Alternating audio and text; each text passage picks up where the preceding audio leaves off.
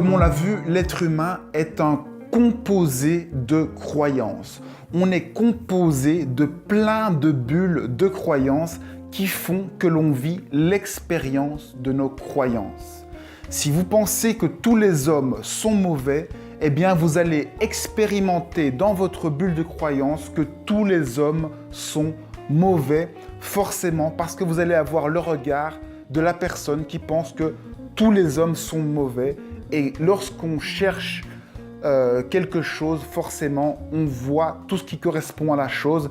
Si vous allez vous acheter une voiture d'une certaine marque, comme par hasard, vous allez voir cette voiture partout dans la rue, alors qu'avant, vous ne la voyiez pas.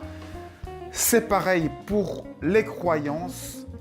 Chacun vit dans sa bulle de croyances et vit ses croyances. Si on vit ses croyances, ce n'est pas par hasard, c'est parce que ces croyances sont confortables. Le fait d'avoir une bulle de croyances, tout correspond à ce à quoi on a pensé et tout confirme toujours nos croyances. C'est intéressant de parler aux gens pour essayer un petit peu de comprendre quelles sont leurs bulles de croyances et voir quelles sont leurs convictions et voir quelle peur se cache derrière ces croyances. Comme on l'a vu, derrière chaque croyance, il y a une peur. La croyance est là pour masquer cette peur et la rendre invisible, la rendre confortable, la faire disparaître. Donc, comprendre quelle est votre bulle de croyance, ce que vous croyez vrai, ce dont vous êtes sûr et certain dans la vie, c'est ça vos croyances, c'est ça vos conditionnements.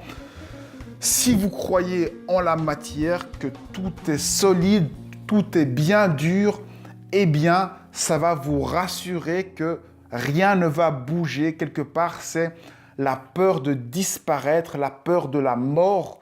La matière est une croyance qui vous rassure pour vous dire que le monde est bien matériel, que vous êtes bien là, que vous n'êtes pas du vide. C'est ça la peur qu'il y a derrière et c'est ça que la croyance en la matière vous rassure. Dès que vous n'aurez plus peur du vide, eh bien, vous allez pouvoir voir la réalité de la matière. Mais donc, pour dépasser ces croyances, ce n'est pas si simple.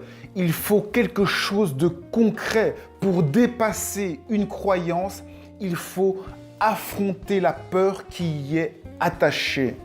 Donc, si vous voulez voir la réalité de la matière, ce qu'est la matière réellement, vous devez mourir à vous-même, vous détacher de la forme, de toutes les formes qui existent au monde. Et se détacher de la forme, c'est vous détacher de toutes les formes mentales et psychiques, matérielles qui existent. C'est quelque chose de très difficile. Vous n'arrivez déjà pas à vous débarrasser de votre télé ou des objets matériels, alors vous débarrasser des formes psychiques, c'est encore plus difficile.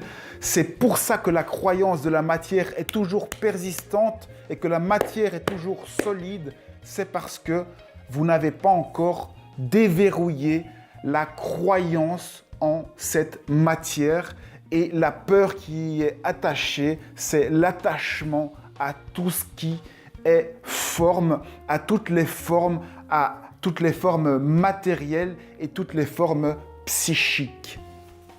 Pour toutes les croyances, il y a une peur attachée et le fait de vous confronter à ces peurs, de dépasser vos peurs, va vous amener dans une autre bulle de croyances, mais avec un esprit, une conscience plus large. Et comme ça, vous élargissez votre conscience et vous devenez plus grand, plus conscient, plus libre.